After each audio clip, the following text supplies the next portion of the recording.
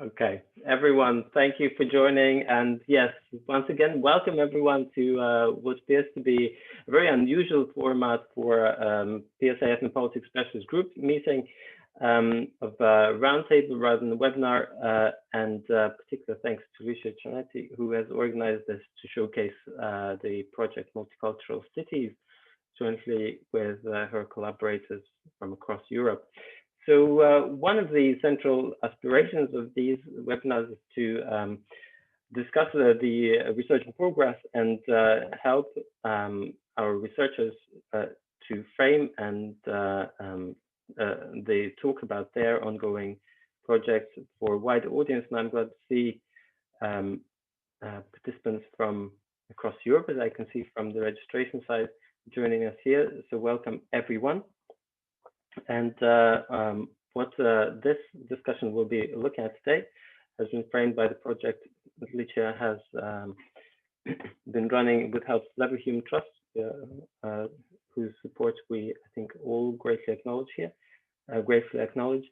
And as Ethnopolitics Specialist Group of PSA, we're happy to welcome you all to this meeting and facilitate this discussion.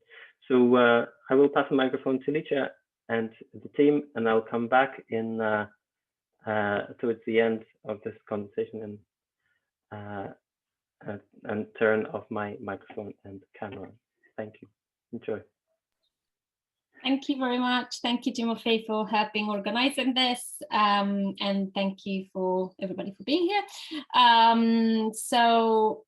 What we will do is that I will start with a very short introduction of the project, and then Andres and Alexandre that worked as artists as part of the project will also give their introduction, and then we'll invite our three guests, Alina, Poser, Amina Das, and Alice Herrero, to give their thoughts and comments about the project in general, but also about interdisciplinary collaborations and their experiences with those. So I will try and I will share the link for the webbook on the chat.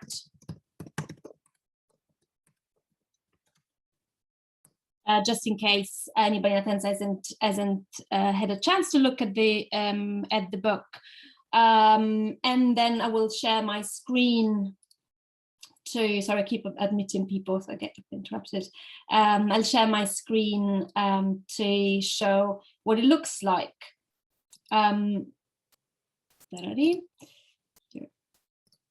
Here you go. So this is what people see once they enter website. They should be able to download the EPUB. I haven't done that, so I'm not sure how it works, but it should work. And this is the product of a collaboration that started in 2019 as part of a research project funded by the Leverhulme Trust. And the original aim of the research was to investigate the effects of the economic crisis of 2008 and the austerity that followed on the way cities around Europe govern difference. So I'll come back to this question and how I'd posted at the beginning and how it changed over the course of this collaboration. But anyway, the original plan was for me to do a number of fieldwork trips to the 4 research cities, so Birmingham, Lisbon, Turin, and Riga. During each of these trips to meet up with the 4 artists I was collaborating with to discuss the cities and walk around and in a way do what I thought would be a sort of shared ethnography or ethnographic dialogue of their cities. And that was a way also for me not only to to compensate the fact that I do not live in any of those cities, but also to add other points of view and visions to the project, which I thought was important before starting this project. It became more important because between writing the project and starting the project, I had a child, so my kind of fieldwork plans suddenly shrank a little bit. And then the pandemic hit, and so the fieldwork pretty much disappeared. So we ended up meeting in person to do one of these walks, or in the case of Alexandre, a very long drive, only once in 2019. And then I was stuck in London, everybody was stuck in their own cities, and the collaboration moved entirely online. So the way it worked was that I sent the 4 artists a short text, so which is a version of the chapter introductions that you will see here, that then where we worked after the artists responded. So they would receive the text, they think about that, like we would have a chat online when needed, and then they will send their contributions to the project. So this is the result of this exchanges, this 3 chapters. The first 2 chapters were thought and planned before the pandemic hit.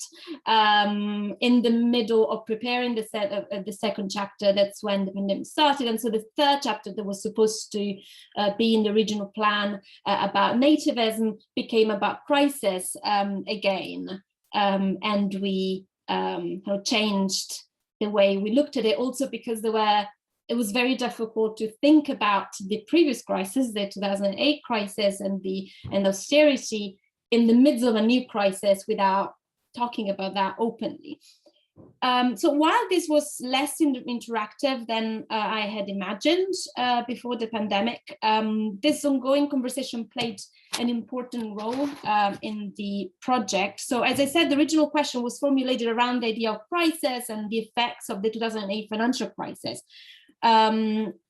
But from the very beginning, even before the COVID-19 crisis struck, the 4 artists, all of them responded to my questions and my little texts with work that challenged the implicit temporality that that was hidden in my question, hidden even from me to an extent. So, because when we say this is a crisis, and then we ask what are the effects of this crisis, even if it's not our intention, and it wasn't my explicit intention, we implicitly draw a line between what happens during a crisis, which is exceptional, it needs investigation, it needs emergency response, it needs to be tackled, and what happens before and after a crisis, when the crisis ended, that is normality. Which, might be not ideal, but it's better than crisis. So these are the implications of posing the question in those terms and posing the question around crisis. But then the work that Andres, Alexandre, but also Farwa and Galas were not here today, did in response to that, pointed to different timelines. They were longer, they were more complicated, they were made of cycles and of repetitions, of continuity, so things that remain the same even through crisis. So when Alexandre, in one of his audio pieces for the book, said, I've been living in austerity time since I remember, it becomes obvious what also comes from the work of the other artists, that kind of crisis and the definition of crisis is very political. It's part also of the definition of what we normalize, what we make normal, we make acceptable. And so that must be recognized explicitly in a research agenda and research project. Otherwise, even well-meaning research ends up hiding the experiences of crisis that do not conform to the official timeline of crisis. So this is what it's meant at the end of the webbook. So in the introduction to the last chapter, when I write that crisis cannot be thought of as a bolt from the sky that disrupts and troubles normality, but needs to be thought of as nested inside myriad other crises that we call normal.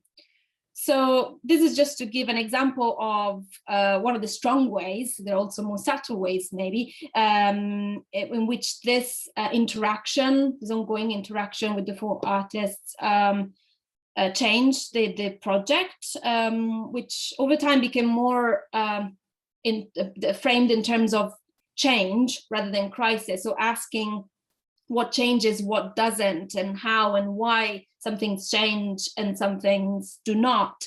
And so the crisis and the politics of crisis are part of the story, but then normality and the politics of normality are also an important part of that story. So this is the story of this collaboration from my perspective. So what collaborating with the artists did for me, for my research, and then I'll leave the floor to either Alessandro and Andres. We haven't decided on the order, so whoever wants to go first to say their side of this story. Who wants to go first? I can go, no problem. Yeah. Yeah. Okay. So hi everybody. My name is Alexander. But I go by many names, and lately I've decided to go with Aka Biru.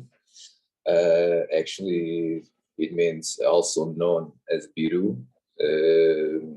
But as I was studying and making a lot of courses online with Brazilian people, when they saw the name Aka Biru, they immediately started to call me Aka.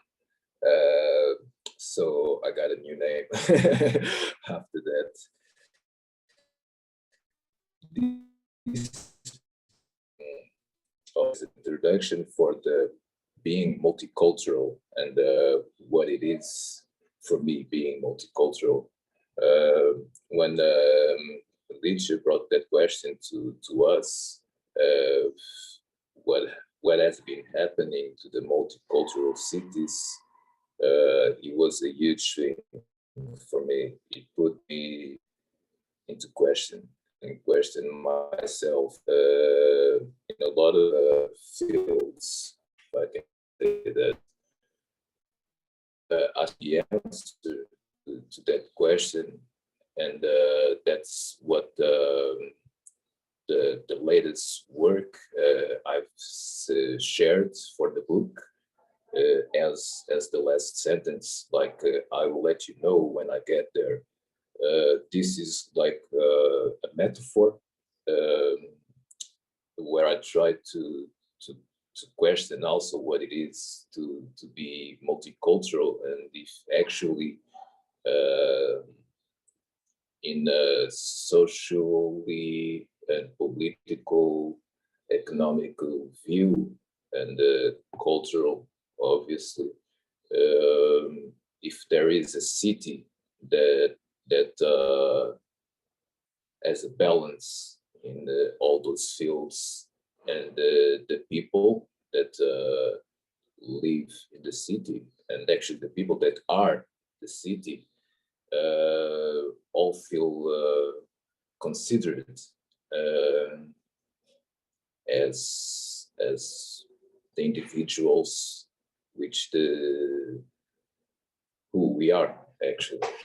And also because I really don't know what it is in the end of this, and because of that I decided to share a video with you. But before that, I just wanted to leave an introduction. The video, I think, will tell you more than I could say in words this amount of time, because I have a easy way to go with words, and I can speak for days, actually. And it's not a metaphor. And I'll leave you with an introduction, and then I'll show you the video, and afterwards we can keep on going, of course. And if you have any questions, I think we'll have the chance to ask and go talk about it. The introduction is a funny one because when Richard brought this question, it took me to a time I was living in London, and I'm at the moment in Rio de Janeiro, Brazil. And it was that question that brought me here. I'm here because I got a scholarship. I call it a bolsa de estudos. Yeah, some help with the studies. And so I'm here studying cinema. And I'm studying cinema because in the end of this work that I took as a research for myself also, I found out that this could lead, or what I was looking for was actually a way to make a movie. And my last proposition that is not present in the book, but is present as a process, is a movie called Logout. And Logout, actually, can I share the screen already? Show some things, okay. Share content, share screen, start broadcast.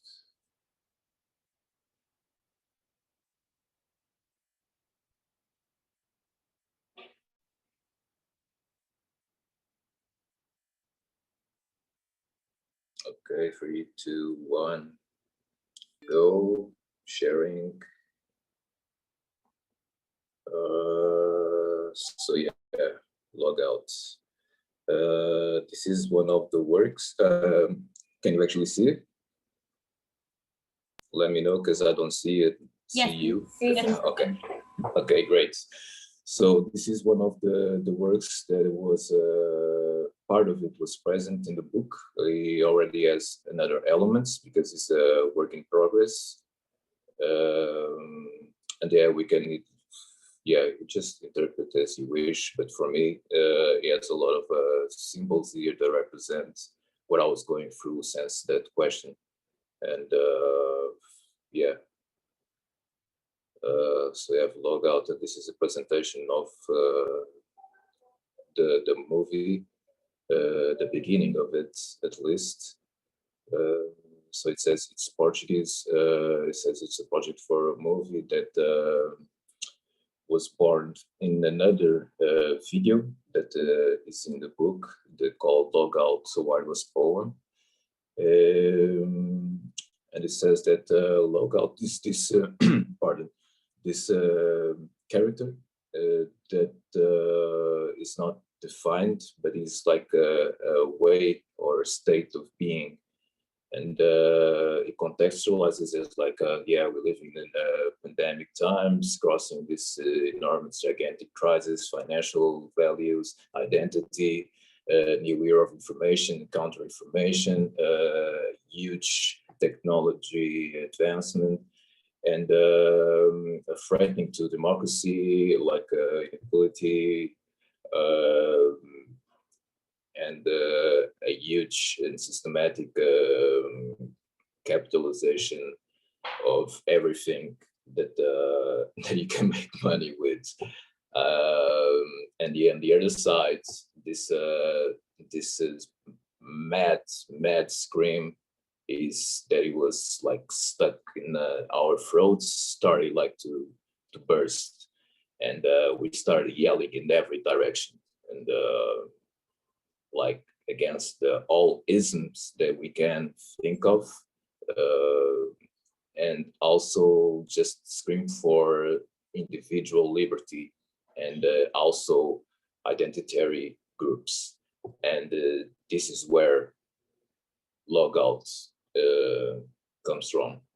And it's based a bit, or is inspired also by a book, Temporary Autonomous Zone by Hacking Bay, a writer, anarchist, and poet, and controversial character also. But he wrote about this task, the Temporary Autonomous Zones, which is a place that is not mapped, so you can't figure out where it is. And it's also a temporary zone where you can experience yourself the most freely that you ever been.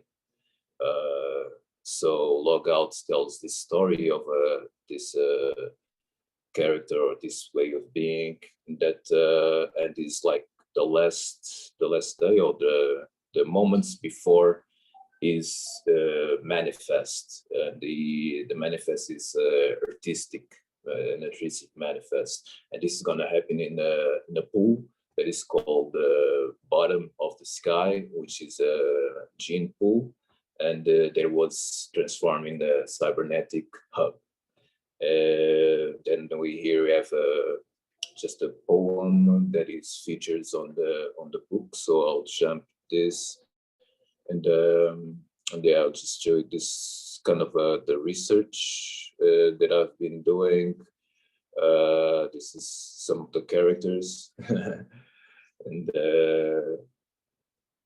in the pardon, but in the movie, featuring the movie, this is like kind of the indigenous people and also the kids which have this childish way of being. And this has been explored through some of the material I've been collecting as a sideways to the book. Not everything that I explored is in the book, of course. And I started to explore photography, knowledge of photography, and painting on top. This is one of the work in progress that I'm trying to keep on going and see where he leads me.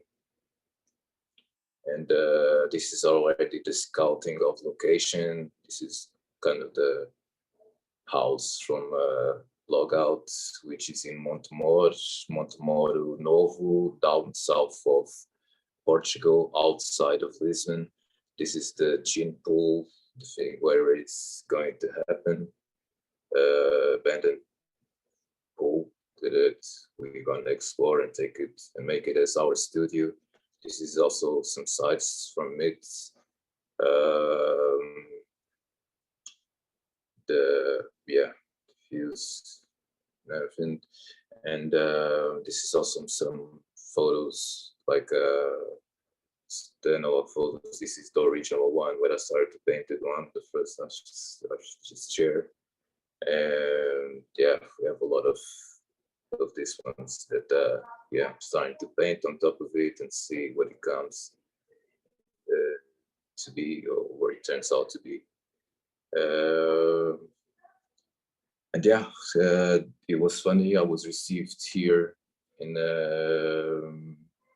just gonna leave you in the black screen if you don't mind for a second, but I arrived the day before yesterday, and I was received by one of the school teachers, and a person called Cesar de Moraes, a great cinematographer from Brazil that participated on the Cinema Novo, based on the Novo Cinema from France and the realism from Italy.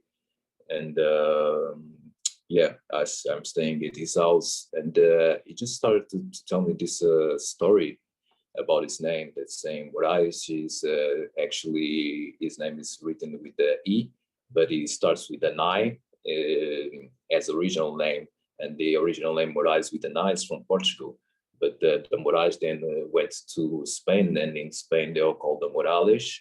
And then from Morales, they got back to Portugal, and they started to call him Moraes with an E. And that was the Moraes with an E that arrived in Brazil. And started to tell me also the story about how Brazil came to be, and the relationship, right? When the Portuguese were threatened by the French, and so they fled to Brazil. And actually, by fleeing to Brazil to recovery and not lose Portugal, they asked help from the British. The British just said, "Okay, I'll help you, but if you let me explore also Brazil and sell things in Brazil, especially things like the infrastructure and things like that." And And then at a certain time, Portugal was already in a position that the Portuguese in Brazil exiled could go back. So they went back, but they left someone here, like Pedro, the son, just remained here in Brazil. But the father, Don João, left him with no money, and they started, okay, but this is no good. I'm staying here with no money and things like that. And people that had some money here started to feel threatened also, and left behind, and they started to think about getting their independence. So to lead to this independence, they used someone also called the Tiradentes. The Tiradentes was this revolutionary guy. Also, they did like the bridge between these rich people that wanted to get the independence from Portugal, and they connected with the people. He ended up dead. He was beheaded, like, and these parts were like all cutted and sent to the places that he started this kind of syndicate mostly, and so people could see, okay, you can't mess with the Portuguese. This is what happens to you, and this also, of course, couldn't leave me like in the blank page. I was like, okay, but this is the being multicultural. This is the origin of it, you know, and that's why I wanted to share this with you. And just leave you with this as a question also, because I still don't know, and the story or the stories are so complicated, so intricate by between them, that it's difficult to know what it is, and that's why I turned to myself, you know, in terms of searching the answers, not outside, but inside of myself. And there's this old sentence from whatever my moment of inspiration that I had, that says it is in your intimacy, in your particular being, that you can find what is the most common to everyone and everything. So that's like an exploitation that I'm doing at the moment, and just I want to share this video and pass to the next one. Thank you.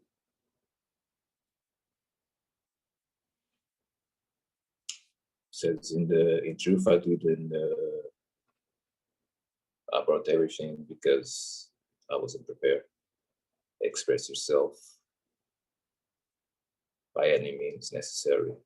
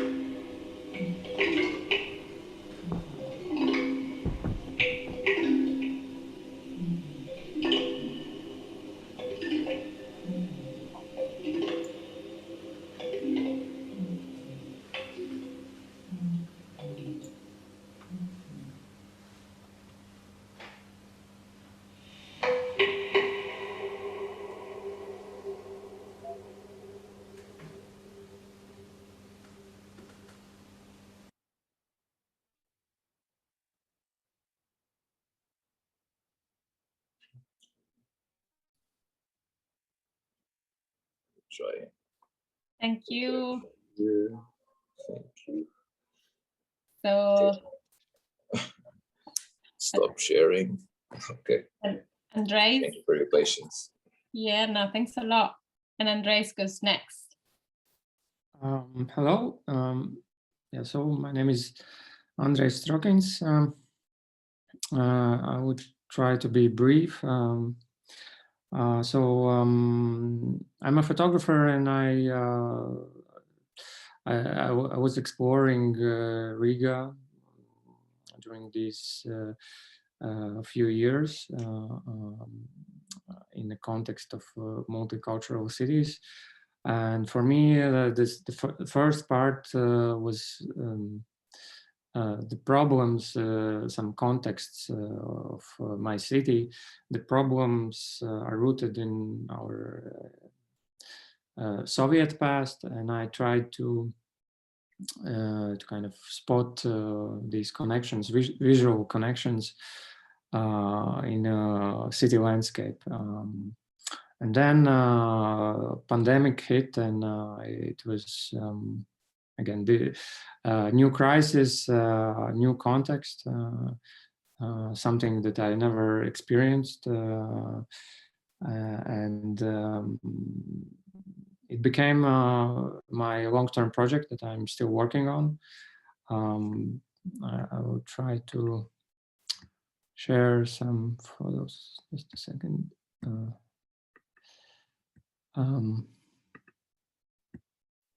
Do you see the images? Yeah. I started to document emptiness, loneliness, something that I felt inside me, and I didn't go far. I was walking in the same districts where I was born and where I go to like day-to-day activities.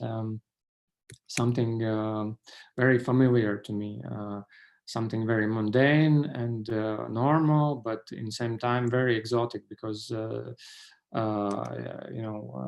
something happened suddenly, and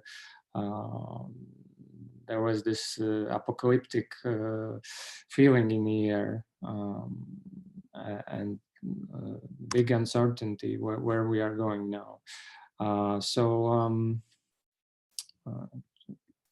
I'll try to stop the screen sharing.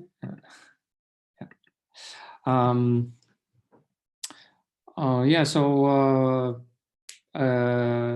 worked in a manner as I kind of always work. I'm a documentary photographer mostly, and I'm just trying to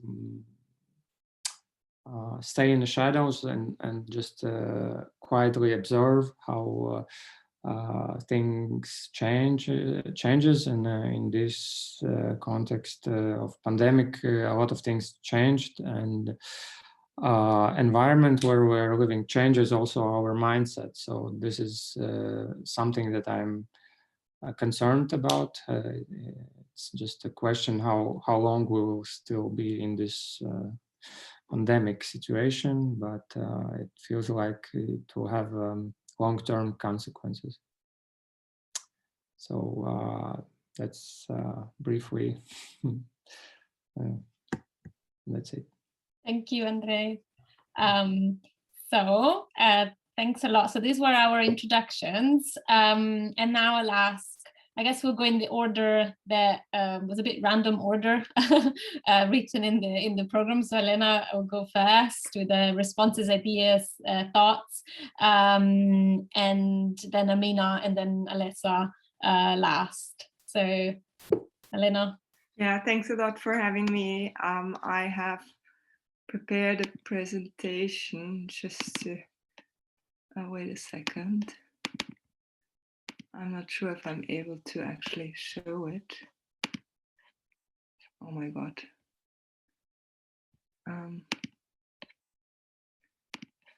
So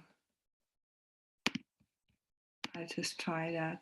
I think I can't share it with you because we don't use Zoom for teaching, so I have to take my system preferences. So I'm just going to do it like that. I think that's probably easiest. And so thanks a lot for having me. My name is Alina Fosa. I'm a senior lecturer in communication and media studies at Loughborough University. And in my response, I'm going to focus on the collaborative aspects of the project. I think the project as a whole is really fascinating. I think really rich. There's a lot to say about it, but I'm going to focus now on the artist-academic collaboration because this is something that I also feel most confident to comment on. I myself have been involved in several collaborations with artists. Linked to my PhD project, I did an exhibition with a visual artist on local responses to the EU external border. Then I was recently involved in a film project on Gulag memories, and what Licia probably knows best is that I was, like her, also involved in a Tate exchange project, a big multi-partner initiative called Who Are We, involving different universities and arts organizations and over 20 artists.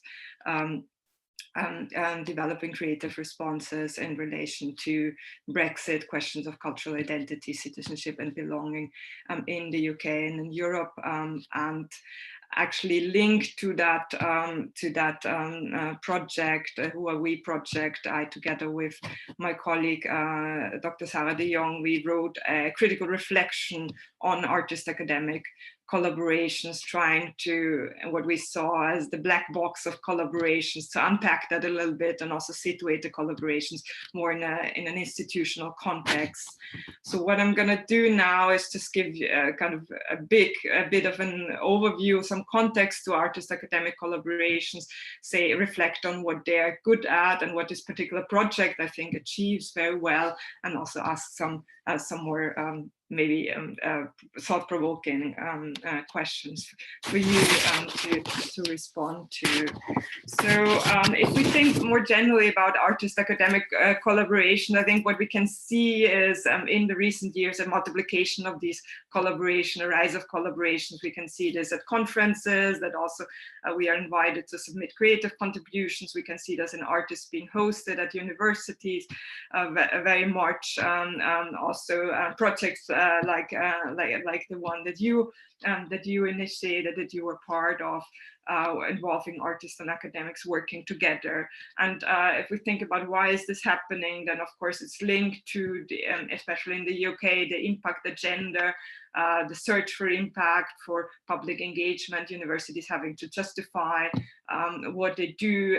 They need to reach out to wider audience. So artist-academic collaborations are a good way of engaging audiences, wider public audiences.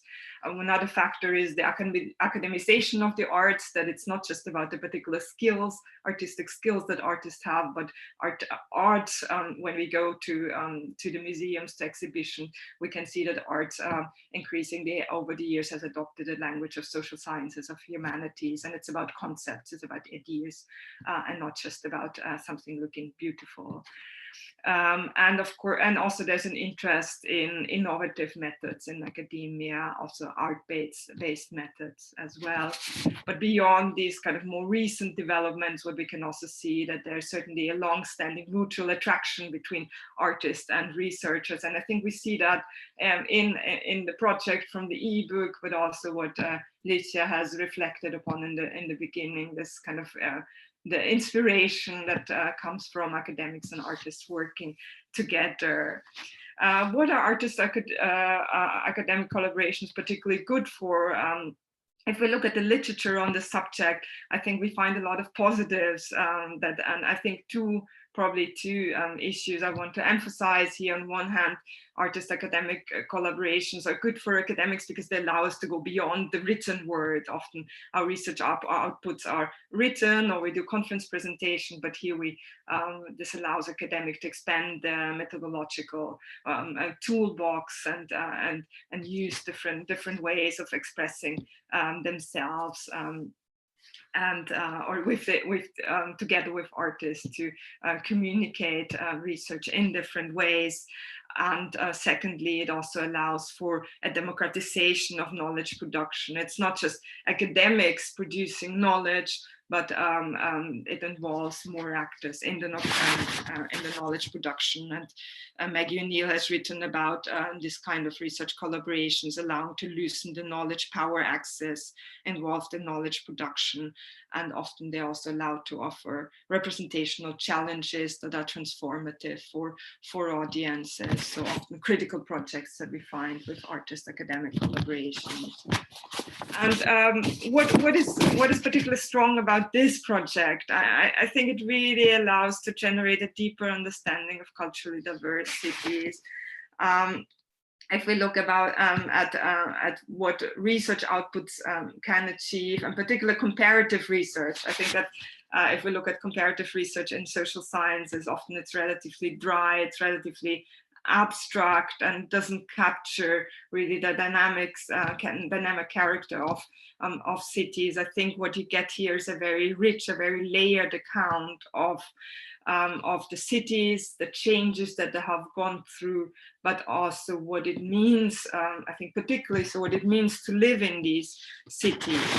And you do that through different means, through poetry, through photography, through filmic accounts. So I think using these different media provides this richness, these rich insights into the cities and the perspective of its inhabitants. I think another thing that is particularly strong is because you're a team of artists and researchers working together, so you get a polyvocal account, something that that you also emphasize in the description of the ebook, that it requires multiple eyes to really capture the complexity of the city, and I think that that is done very well through the artwork. And I was particularly impressed by Andre's and also Farah's contribution in terms of how they document a city in crisis through photography, where you really, I think, particularly the COVID pictures of Riga, I found very strong. I think they communicate just in different ways of how the city has transformed at a visual level, but also the experiences of the city, of some places being abandoned, the restrictions being put forward with some bans, and you can't sit on the bench anymore, and things like that, I think, are very evocative in communicating what's happening in the city.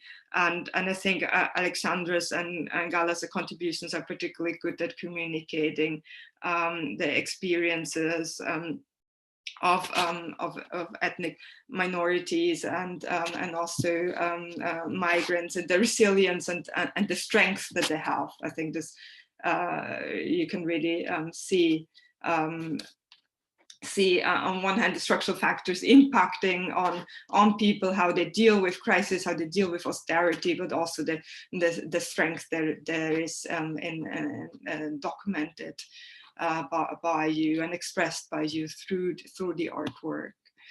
It's not just a polyvocal account of cities, but it gives voice to particular people who are often not represented, or whose voices are often not so much represented. That is migrant and ethnic minority perspective through you as artists participating, but also the kind of subject that you choose then in your artwork. I think that's done very powerfully. And another thing that I found particularly strong that Alicia also mentioned now is how you add temporal depth to understandings of multiculturality and crisis through the lens of ethnic minorities and migrants and their perspectives, showing that the different layers to the city, different moves of migrants moving into the cities, different experiences of crisis that have accumulated and changed over time. I think that's conveyed particularly well. So this is in terms of what kind of knowledge we get about the multicultural city through the ebook.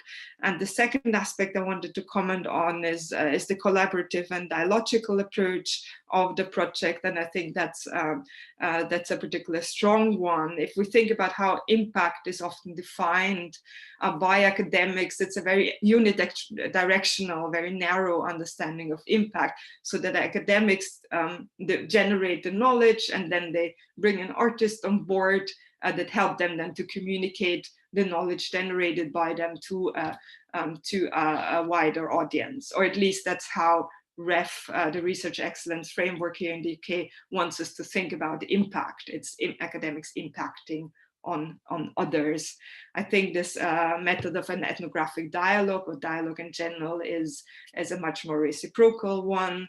One that is characterized by openness. And I find it very beautiful how the ebook itself really shows the valuing of dialogue. Of course, we only see the ebook as the result. We don't see the process that you have outlined a little bit in the introduction. But I think even in the ebook as the output, you get dialogues in multiple forms, a dialogue between different contributions, between the text and the artist contributions, the visual contributions, and also within the artist contributions, you have a dialogue with some of the recordings of your, I think, car journey and your conversation with Alexander being recorded then for the ebook, and I think that that works really well. And also that you have the concluding reflection where everybody says something about their perspective. And that's also something we try to do as part of our Tate Exchange project, really, that we try to make dialogue open and to show actually these discussions that are happening between artists and academic, and see this as an output and insight in themselves. So what kind of critical questions do I have for you? I wanted to ask you two sets of questions. So the first set of questions in relation to the knowledge production, trying to situate it a little bit more. So I would be interested in hearing more about how you feel. So I think the ebook is really great in what it does, but how does it really sit within established structures of recognition within academia, but also the arts? So how do you actually translate this back into something that counts? Do you feel that actually that there's a pressure to do that? On one hand, one could say that using this innovative collaboration allows you to maybe access funding. It's seen as something that is attractive for funder. But if we look at structures of tradition within academia, careers, often they're built on different things such as publications, and these are the things that really count. And the same for artists. Is the collaboration with Licia something that you feel you can link your artistic practice to in a way that that you don't just do this as a side project, but that really allows you to also make it count for your own careers, if you think in these terms. The other question I have in relation to knowledge production is in relation to the audiences and the reception. And of course, this is probably a bit speculative. There's an assumption in some of the literature that collaborations allow us to widen our audiences, to communicate to a broader public. But how do we actually achieve that? And what are your plans to achieving that, to actually go beyond academia? Who actually are the ones who read the ebook and who are interested and attracted to it? Can we really achieve so much with these outputs? And how do we do this? So something I would also be interested in hearing. And then in relation to the method of ethnographic dialogues, I find the concept of ethnographic dialogues interesting, but I also had some questions in relation to the role of the artist within that dialogue. If we keep to the language of ethnography, are the artists informants or gatekeepers? Are they researchers, local researchers themselves? Are they all of this together? And I'm just thinking at conversations that I have with some friends who are artists or who do practice research, and often feel that their work is not so much taken seriously as research. So it's still, within these collaborations, it's still the academics who get to define what is research, whereas artists' contributions are not seen so much as research in itself. So I was wondering what your response to that would be. I was also interested in challenges to academic perspectives within that dialogue, in that collaboration, but I think you already responded to that in your introduction. So thank you very much, and I look forward to hearing your responses. Thank you. Thanks a lot. Lots of questions. So Amina, do you want to go, and then we kind of chat about this all together? Definitely. Thank you very much. And thank you to Licia and the team who put the ebook together and sort of arrived at this stage. And I'm honoured to be part of this discussion and conversation. Just a bit of an introduction to who I am. I'm a lecturer in politics at the Montfort University in Leicester, but I'm also a member of the Centre for Urban Research on Austerity, housed within the university. I see some of my colleagues here today in the audience, but I'm co-lead with a colleague on our centre's racialized inequalities theme. So we're really interested in how racialized inequalities map onto or intersect with austerity within the centre. In terms of my own research, I'm involved in critical Muslim studies, but I recently published a book on Muslim women's political participation, and I've also recently co-edited a book on countering Islamophobia in Europe, which stems from one of these collaborative academic and non-academic partner endeavors, and that was funded at the EU level. As part of that research, we did some field work with practitioners from across Europe to understand some of the best strategies in countering Islamophobia, and I think some of this could be transferable to the multiculturalism question. And part of this, we encountered and engaged with artists as our interviewees, to analyze some of the best practices they were engaged in countering Islamophobia, and I found this to be really interesting and really enlightening. So my own research has taken on this sort of angle. I'm looking at the way in which the arts can be used to counter dominant Islamophobic narratives, and I'm really interested in this idea of co-production of knowledge and the role of both the researcher and the artist in this process. Looking at the webbook, then, of course, I felt it spoke to much of my own research interests in the centre that I'm part of, the research interests, particularly when we consider the debates around sort of multiculturalism being dead, sort of Lenton and Titley's argument, the arguments they cover, and those around sort of nativism and the rise of ethno-nationalism.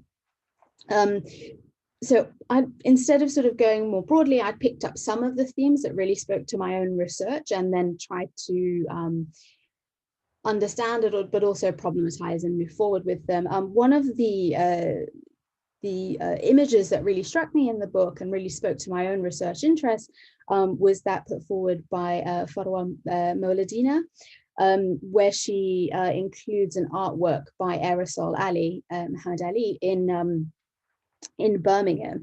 And just to contextualize it, if you haven't read the book yet, it's a sort of dimly lit street art, graffiti type art in a part of Birmingham that has an image of Ilhan Omar, and it was done in response to Trump's go home comments to the congresswomen of color at the time. And I felt that this, on the one hand, reflected that sort of global narrative of the sort of rise in ethno-nationalism, and I felt that came out so massively in this image, but it also reflected this continuous crisis that marginalized communities are experiencing within the city across the globe. And I found, I think it was Alexander's comments afterwards in his audio recording about this continuous notion and living austerity, living crisis all the time. And I felt that this image really spoke that. And also, and this is part of what inspires my own research in the area, it's a very accessible, emotive form of communicating some of these ideas that circulate within our own research. So I think as researchers, we have so much we can learn from artists going, and I think Elena's touched on it, going beyond our traditional modes of speaking about our research or writing about our research, having these more emotive, evocative forms of communicating the ideas we cover. So really, kind of coming to my research, I find that the image spoke to this idea of Muslim women's agency. And I think this is something Farwa writes about at the end of the book in her own description, about countering the image of the sort of submissive, orientalized woman. And this image potentially has so much power to do that. And I think that there's something there that we should be looking at. One of the things I found interesting was the idea that came up in Moladina's comments, but also more broadly throughout the book, this idea of no-go areas. And sort of, I then found myself asking questions of what constitutes a bad area or a no-go area. I was also reminded of the fact that channels like Fox, being exceptionally sensational as it is, did talk about Birmingham, if I remember correctly, as having these no-go Muslim dominated areas. And I really saw this, for me, this spoke to the sort of the intersection of socioeconomic disadvantage with racialized inequalities that exist in the city. And maybe this is something that could collaboratively be examined further within the scope of the multicultural city. It also reminds me of a paper that was funded by Cura, published by Nadia Ali and Ben Witham, looking at racialized capitalism, Islamophobia and austerity, that I think that speaks to some of the themes that come out of Farwa's comments, but also the sort of broader discussions. Another section I found really interesting, again related to my own research, was the image put forward by Farwa again around the hero narrative. And I thought it was really interesting the way in which sort of perchance the project has come into this sort of new crisis and the COVID situation. It's almost impossible not to.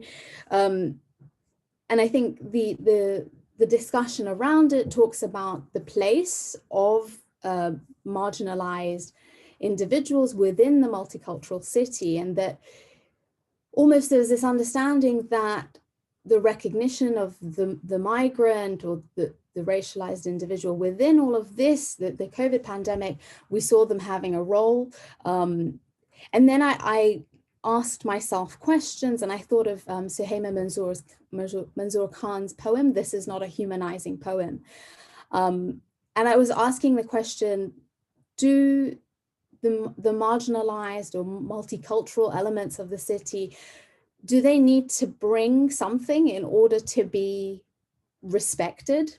And I think, again, there's scope around, you know, how can we discuss that? And I would be really interested to understand sort of artist perspectives on the role, and then the value that's sort of value-laden comments that come with all of that. And the example of the NHS I thought was really interesting. And on the one hand, I do think that the migrant community do prop up the British national health system, but that's against a backdrop of kind of increasing neoliberalism and privatization.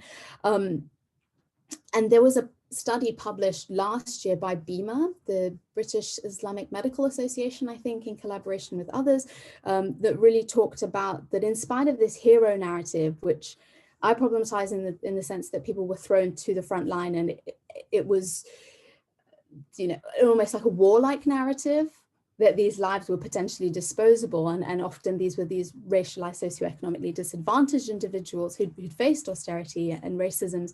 But this study published by BIMA talked about the sort of levels of Islamophobia, sort of brings me full circle back to some of the stuff that I look at.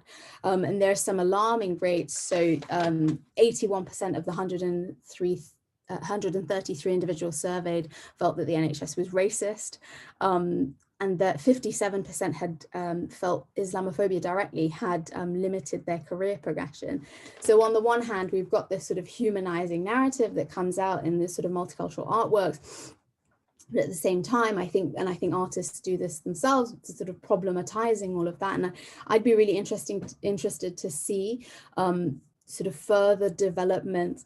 I felt that a lot of the, was it the Andres' comments around the sort of neither meat nor fish, the neither here nor there, the sort of diasporic woes, spoke to so much of what I encounter anecdotally and both in my research across Europe, working with marginalized communities.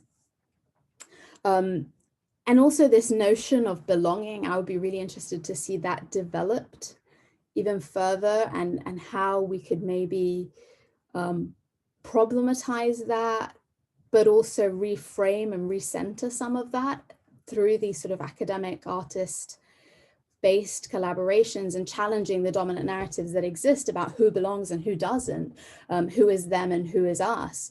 I think there's a lot of scope beyond all of this. I guess my questions very explicitly, yes, diversity and multiculturalism exist, but kind of, I think you've already begun to significantly tease out a lot of those nuances, and I'd be really interested to see it continue and develop. And I think around the ethnic nationalism, I see that is only growing. And I looked at my own research in France, where it's almost like a race to the bottom of lowering standards. The presidentials are coming next year in 2022, and it's almost a case of who can be most against any sort of natural mixing that can occur, that does occur within the city, but who can demonize marginalized communities the most, the fastest, who can do it you know, par excellence. I think that they do, and they set this barometer. And I see that only entrenching as we go forward, and that's compounded by the new crisis and the new austerity and the new financial cuts that this will inevitably bring about. So I think that there's room to grow this, to develop it further. I'd like to see it sort of continue after this book and have further discussions around it. I found it really enlightening. So I'm super glad that I got to read this, and I'm super glad I had the chance to speak with you all today. But thank you very much. Thank you, Amina. So we'll go to Alessa. In the meanwhile, if people who are attending want to type questions, they can go ahead and type them. And then Alessa. I'll try to be brief. So I'm Alessa Herrero. I'm a Black African human being that likes to express herself through arts. And I really do believe that sometimes what we do is just about circumstances, opportunities. So that's why what I am is a Black African human being, and what I do is eventually some arts.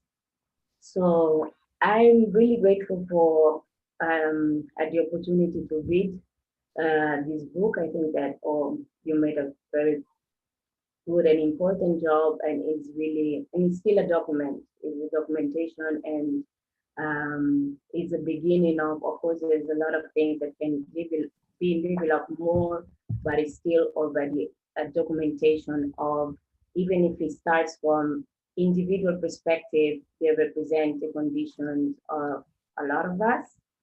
So when I first started to read to the web book, my first thought went to the description of the colonial city that Frantz Fanon bring to us in his book, The Wretched of the Earth, where wretched are mainly racialized people, but of course, as we have already said, class is another very important element. So where we were, what is a colonized city, which is the structure of a colonized city, and according to the end of the colonization, is the city still structured in the same way or not?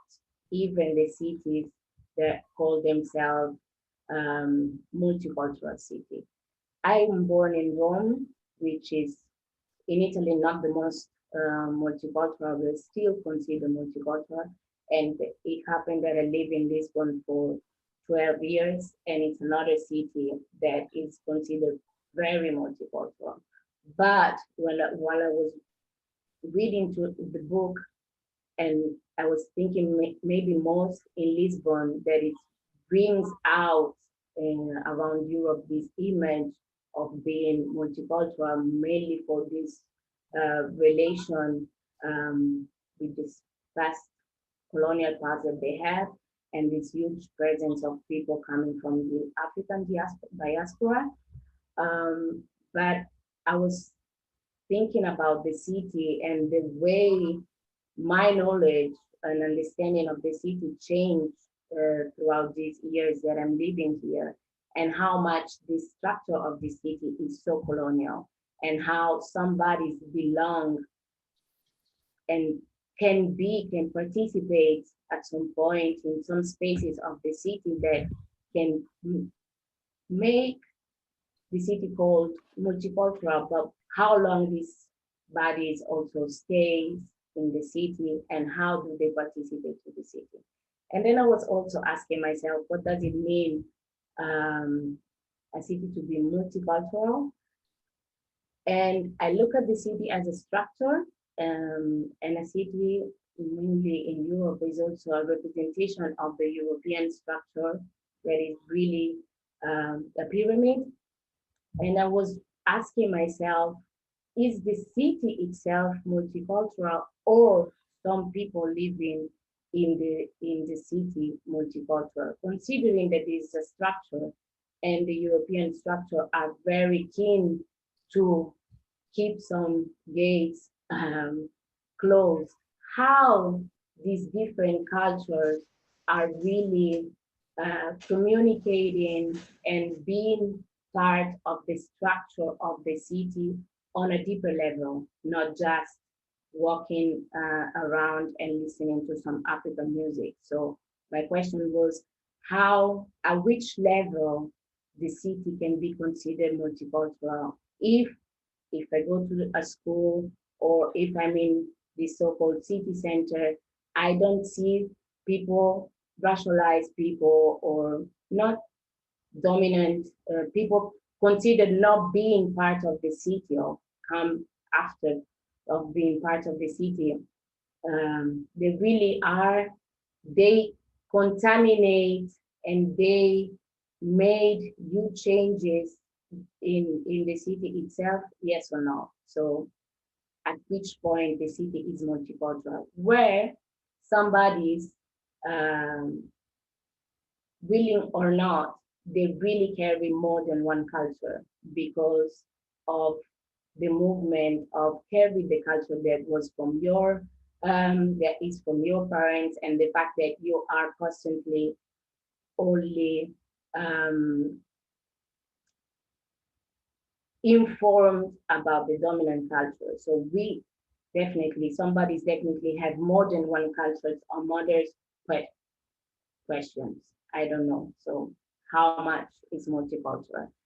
Then another thing that came to me, I'm Italian, and in Italy there is this movement, well, it's European movement, so-called second generation, that's for me also connects to something else that Elena brought up, that is this strength and resilience. There's some two things that are actually connected, where the focus is always posed in the subjects, in this case, immigrant subjects, where we are second generation. And personally, I don't identify myself as someone as second generation, because my question is second generation of what?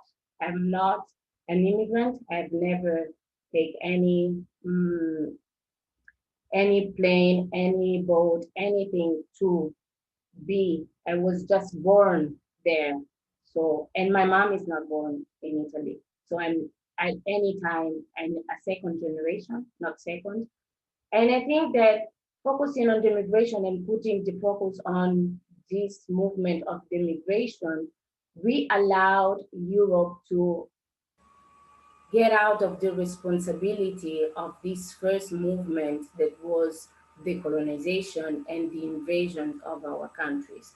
So for me, it's really important to stop looking at, if we want to start to talk more deeply at a more deeper level and deconstruct some narratives, it's really important to stop talking about this new movement of immigrants, because even in Portugal, it's still keeping hiding ourselves from the history. Because if you look at the history of the 5th century, we were already here the same way they were there. So there's nothing new in this movement. So the longest we keep talking about second generation, focusing on the immigration, we keep authorizing European politicians to not be responsible of the presence of immigrants in their countries and in the cities. And to talk and the connection, it's really was really shouting at me when I was looking and listening to the story of this musician Jones, brought by this artist from Turin. And it reminded me about when Kemi Seba is a is from Benin and French politician that once was in Rome in a cultural center called Baobab, where a lot of immigrants from Africa were living in, how do you call, tende? Le tende da campeggio, sorry, I'm missing this. Yeah, tent. Okay, tent. Okay, camping tents, yeah. And he was saying, we are crossing the desert, we are crossing the ocean with this illusion that being in Europe, we will have a better life, and we feel grateful to live in this condition that is not even surviving. So when I was listening to Jones, and it's not a critic to him, but it is just to reflect on the risk of this romanticization of some conditions, which is racial conditions, class condition, where we are resilient, we are strong, and being constantly strong and resilient, again, they responsibilize the government to take their responsibility on our bodies. So I was really listening to him, and I was thinking, and I was having this double feeling between this emotion of list. I found myself really emotional and listening to him, but at the same time I was feeling frustrated because I was thinking about his condition and this sense of austerity that from some, as Alexandre says, is for me was really the same. For us, being in the status of austerity is the condition of our life. But at the same time, we're grateful because, again, it's our responsibility to be immigrant or in one condition or another, and the governments, they don't have any responsibilities on us. So it doesn't matter if we live in conditions that are just about being surviving all the time. We just romanticize sometimes with this idea of somebody's being resilient and strong. We don't have to be strong, not anymore, because some people, this system, European system, really needs to take care of us. It's time to take care of us. So, and it was a pity for me that I really, at least myself, I do my art with a political positioning, and I thought for countries like Italy, we lost a chance to really show how in this multicultural city where people are needed to animate the presence of the ones who are going to the, for example, to the market, and they are really, and people are really happy to receive them and to see them playing in these moments like this pandemic situation we are living, where these social inequalities, they are becoming more and more clear. What happened to these bodies? where are they? Who is taking care of them? So I think it would have been a good opportunity to denunciare. I'm sorry. Now. Yes, and think a little bit more, mainly having the opportunity to be in a space, to be presented in a space as the academia. It doesn't matter the format. I think it's important for the academic now to look at what we're bringing and not in how we're bringing some topics, but which topics are we bringing and what we should do and how we can act on what we're bringing. So thank you. Thank you, Alessa. So I'm not sure how we do this. We'll, in a round table, sorry, I'm trying to not spotlight myself, but I am spotlighted. I don't want to take up all the time trying to answer all the questions. Maybe I'll just kind of say something quickly, but then Alexandres, Andres, if you want to jump in on anything, or anybody else wants to contribute, just kind of feel free. We try kind of loose format and see how it goes. So yeah, there were a lot of questions that I've been thinking a lot about, and I think everybody in the project's been thinking a lot about. So I'll just take a few about the structure and the knowledge production and what we do with this. That's a good question that I am not sure I can answer, in the sense that the idea of this was mostly the process. So in a way, the outcome of the webbook, it's useful. We'll present it, that the places would use it as a way of starting other conversations, but it was never meant to be, from a researcher's perspective, kind of the main refable, so kind of the main product that I then use for career advancements, let's say, but also not the most important thing, that there is a product at the end of this. And that's, for two reasons. One, because the idea was to establish dialogues that could go both ways, and so I was very happy to see how for at least some of the artists, they started processes of thinking, and that brought their projects also away from the questions I was asking, but that was a trigger for them to develop in some directions. And there was the same for me. I'm not sure this is the perfect format. It would have been nice to have occasions to meet. We never met all together in a room, for example, and that would have changed some of the dynamics, I think. So in terms of best practice, there's a lot to think about. But also that made me think of the structure. So we think about academia and how collaboration is seen. You're perfectly right. It's usually seen, okay, knowledge is produced by the researcher, and then the artists are just there to do nice drawings that make research accessible. And that's never been the case in this relationship, because the artists were always doing their own research, and they would bring in their own pre-existing commitments and ideas and agendas to this, which then, as you kind of implied, makes it more difficult to sell it back to academia as something, of value, because I can't say this is my product, right? And that's what's valued within the system. But I think the problem is of the system, and also of the system of financing, where I got the money for the project, and then I had a portion of the money that I could use for the artists. It would have been much more productive to have funding that actually funded us equally.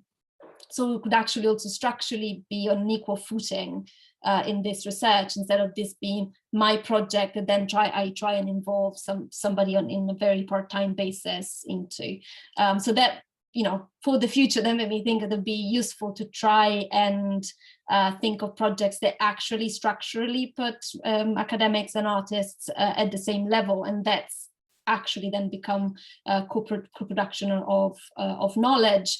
And that became very evident with the pandemics, where my income was safe, but that wasn't the same for the artists, because of the how the culture sector works and all the gigs being cancelled and so on. So that really kind of brought to light what was already obvious from the beginning, that we were participating in this, but with different standings. So that's a problem of collaboration. And then like in terms of the more substantive parts, a lot of what all of you brought up, both also Amin and Alessa in particular, was about problematizing the multicultural, which was there from the start of the project. And I thought quite a lot before using the term, because it comes loaded with loads of things. But then there are the other terms that I use. Then in writing, I tend to use difference, but it's very kind of vague. And then you have to specify what you're talking about there.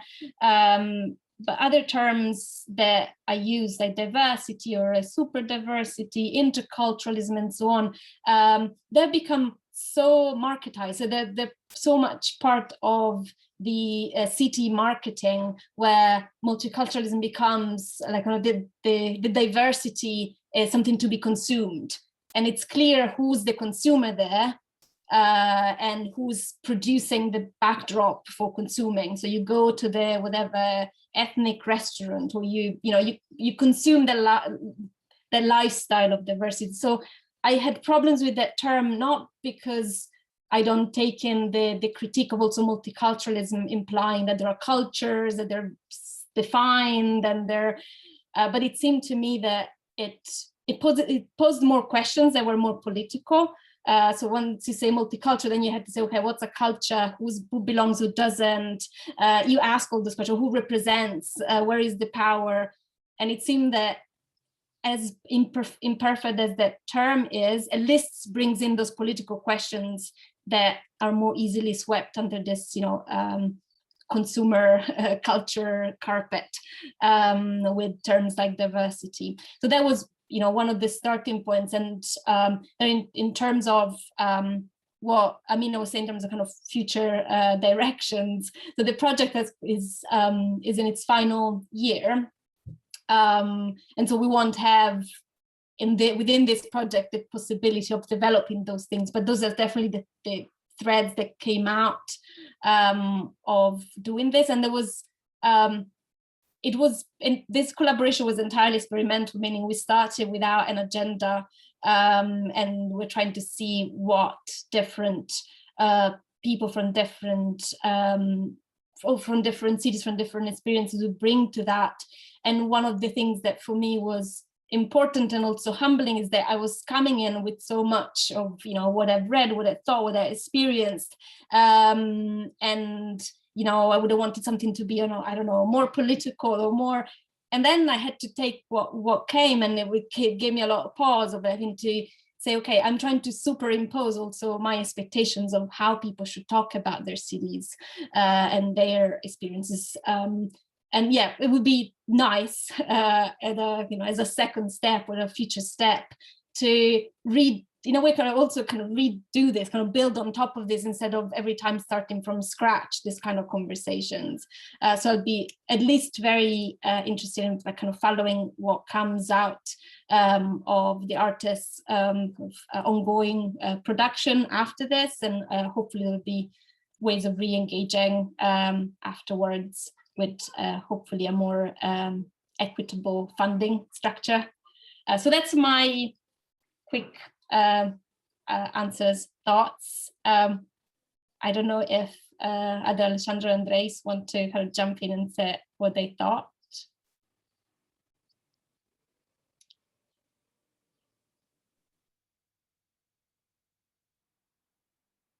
Is Andre there? Because I don't see him.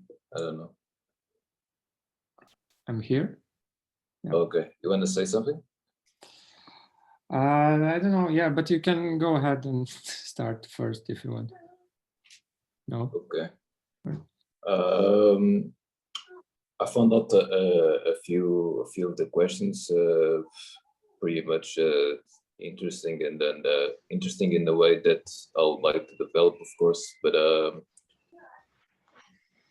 the concept versus beauty.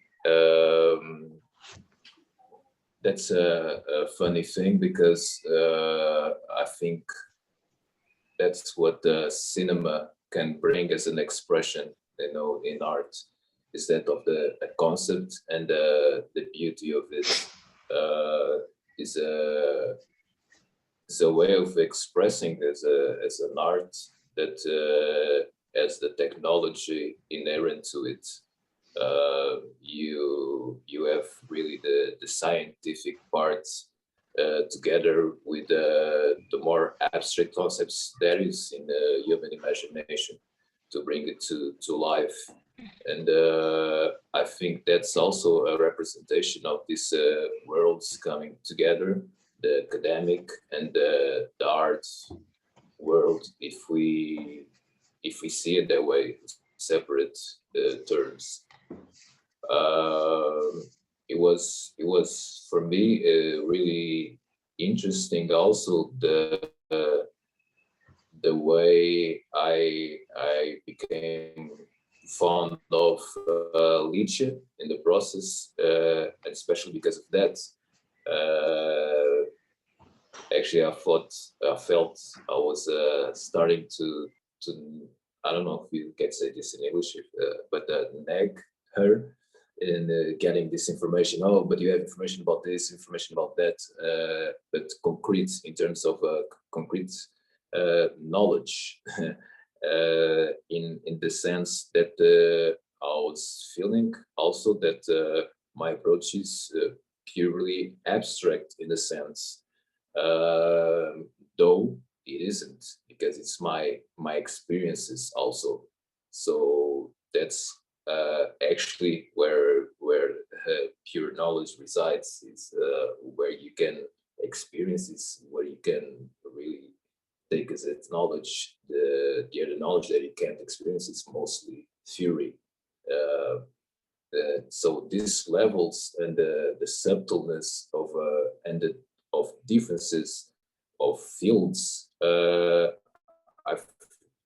think it is also a space that is essential and vital for us to understand ourselves as human beings. And so the subjectivity of art, for example, when you are painting still life, and it's really, I don't know if you give a bit of attention to it, it's a process where you have an object, and like a lot of people are drawing, painting, or expressing somehow that object, and the outcome is truly different from like everybody. So in the sense that can mean that you can truly understand and respect the differences between people when you're like in touch with art. So art provides that, you know. And when it comes to the academic field, I think throughout the years, this subjectivity has been more and more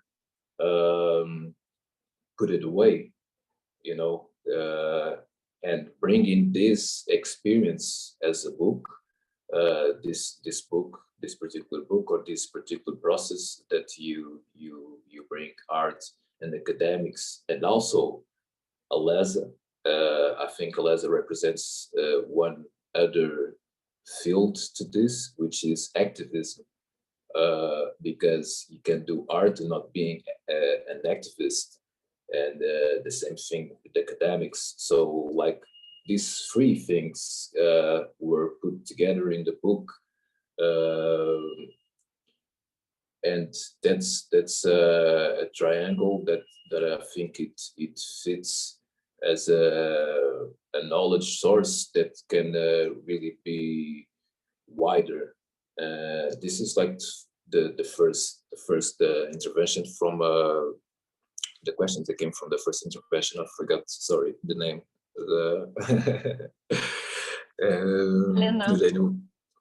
Elena. Yes, Elena. Yes, pardon. Sorry for that. That's the first question. Second question, I think there's a thing here also, which is the opportunity of a concept that came to me through Azu Bogu, which is a great artist curator for me, in my perspective, and a good teacher. And he taught me that this concept of future fossils, and that we at the moment are responsible for creating what will be the archives of tomorrow, right? With people gonna look at us and see as references. And this is also a book that fits that you can call a category or way of doing things. And that's also a vital thing. And I think it goes to Elena's also question, the response to Elena's question, when what does this brings to the table also. And as Amina, I think Amina told something important for me, and that I've been nagging also with you about it, is like the continuity and getting deeper into it, you know, like, yeah, but it will be nice to. It's not an easy process, as we talked about it. We talked about the financial issue, but also the conditions that we are living now. But I think those aspects are actually what can contribute to go deeper, and actually do not stop here. And it didn't. That's why we are here today having this meeting. And I think it will it will develop further, and it's already happening for this. I think we can go deeper in terms of the subject that we are like approaching with the multicultural, and what it is and what it isn't, and because that I think is the basic notion that we can like really grasp, and because it's a central point to deconstruct what we're living today. And it's actually like what can explain a lot of the issues that we're dealing with, is this multiplicity, not only of cultures, and unless we see culture as something that you can do as an individual also, because I think that's the main aspect, is like the multiplicity of an individual, what you have inside of you that today is like the gathering of like millions of years that came before us. So when we talked here, I cannot just say, not just saying that I'm putting myself in a box when I say I'm a Black man or an African man or a Portuguese, or, you know, like we are all of this nowadays, you know. There's always like I was walking the street yesterday, then some people just go, oh, it's tell you a story, and a certain moment, oh, this Portuguese guy, and then someone say, oh, there's always a Portuguese. It's like, yeah, you can say that there's always a Portuguese, there's always a Chinese, there's always an Italian. That's like, there's always someone that we can mention, and then there's different weights of that you know, that person, that identity, you know, related to that story that has been the narrative that is being told. So yeah, I think we can go deeper, and I would love, like with Farwa, I went further with the possibility of collaborating. I invited her to make something for an idea for the movie, and the same I felt with my other colleagues. You know, I think we could do something merging, like what we brought to the table, and that will be like something that could, I think, englobe better. Is that a word even? Englobe, but like get it around up of what we can bring to the table more clearly, actually, than just each one of us saying something as a part of the chapters. I think that yeah, I think we would deserve that also, you know, and keep on building that way. Then there's the actually issues that we like dealing and living today and breathing today, and I think Alessa brought more of that to the table as the angles that we're like putting onto, like when I think about second generation, when I think about my generation, which is maybe the second generation, what are we doing today, you know? And I see people writing books, putting knowledge outside, like some becoming doctors, some becoming like the prime minister of whatever. And it's my generation, you know, where people that were studying with me or that were getting drunk with me, and now we're in a position that we can actually do something for this world. Because yeah, if I need something, I know the minister of culture of that country, because oh yeah, we studied together. And that it's strange, because at the moment I feel it's really us. It's not anymore that that person that we're pointing. Oh, it's like blame him, blame her. You know, like yeah, they're doing like in a few years, like the ones that will be governing this world will be like really us. And if we don't change ourselves today in a daily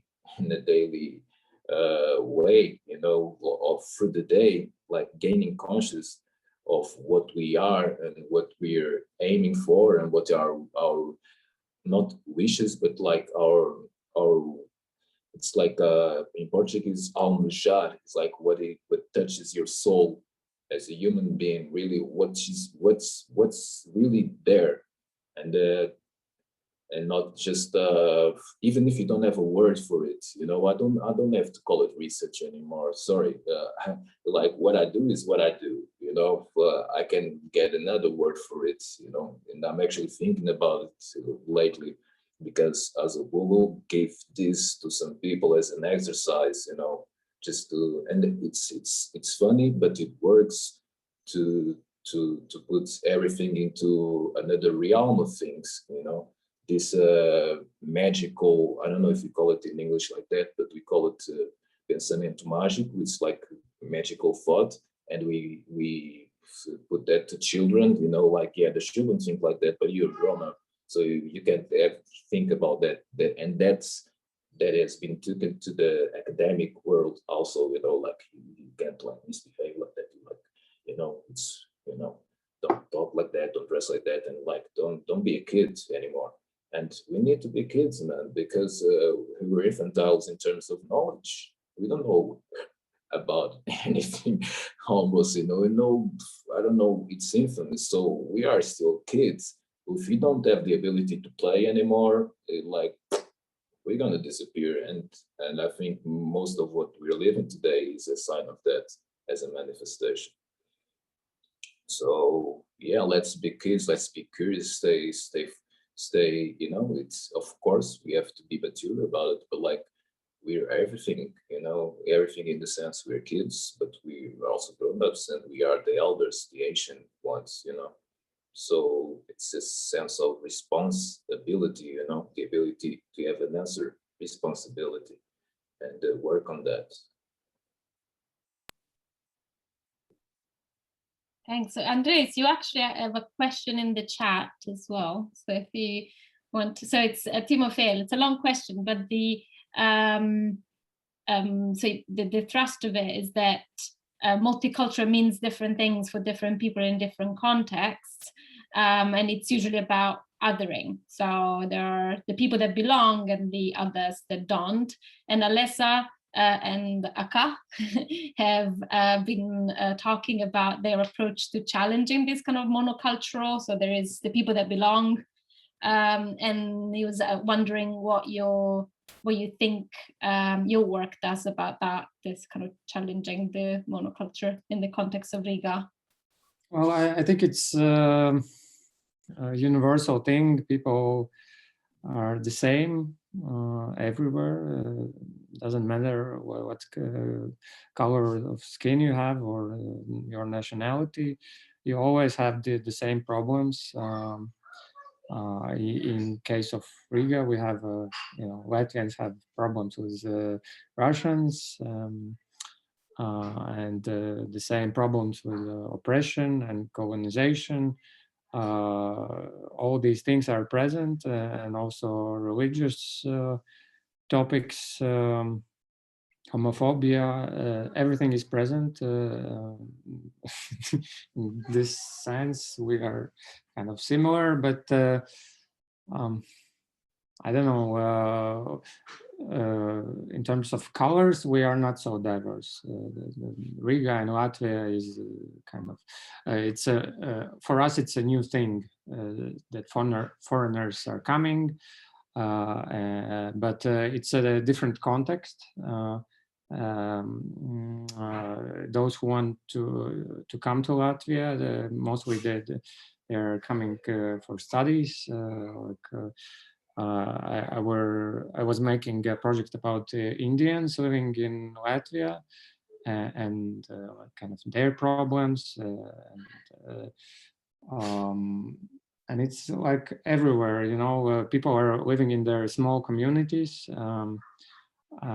and they don't want to kind of, they kind of want to integrate, but in the same time they kind of they don't want it, and society also doesn't do anything to help, and at some point it boils down to like big problems in society, but we didn't reach this point when we have problems with the same problems that appeared in Lisbon, in London or other cities. The context is different, but people are the same everywhere, I think.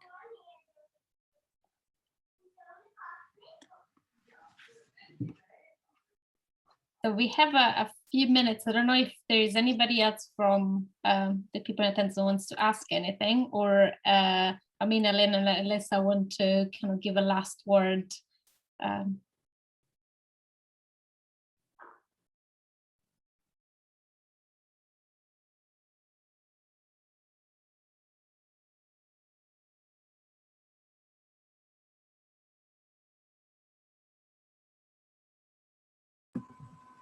Thank you. Yes, thank you.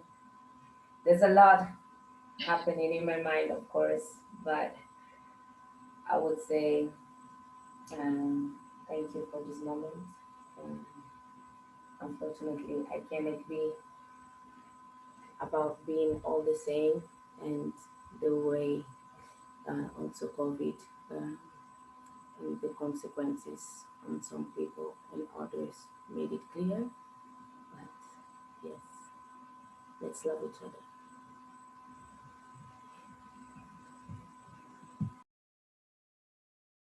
Yeah, so I guess that's a kind of wrap up. Thank you moment. And yeah, kind of some of the kind of thoughts, ideas that they came up will have chances in kind of different moments to discuss again, hopefully. And I want to thank Amina, Lena and Alessa for being kind of so kind to look through the book and give their thoughts, and Andres Alessandre for kind of going through this process together. And yeah, hopefully there will be more to come. And thanks a lot, Timofey, for helping organizing this. And see everybody soon. Yes, thank you very much, everyone, for your contributions. I hope it was also useful to engage in a practitioner academician conversation. And as you see, we have had a bit of an audience as well. It was insightful, I think, from different perspectives to see and hear of the work that happens across Europe. And just to support Lucia's point before, these conversations are rare, and it's important that they take place, because as Andre said at the end, people are different. They might have different issues facing their everyday life, but ultimately the general concerns are similar. Thank you. Thank you for participating, and thank you, Lucia, for organizing this. And good luck to you all in your independent work there. Thank you. Thank you. Bye-bye, everybody. Bye. Thanks very much. Thank you very much.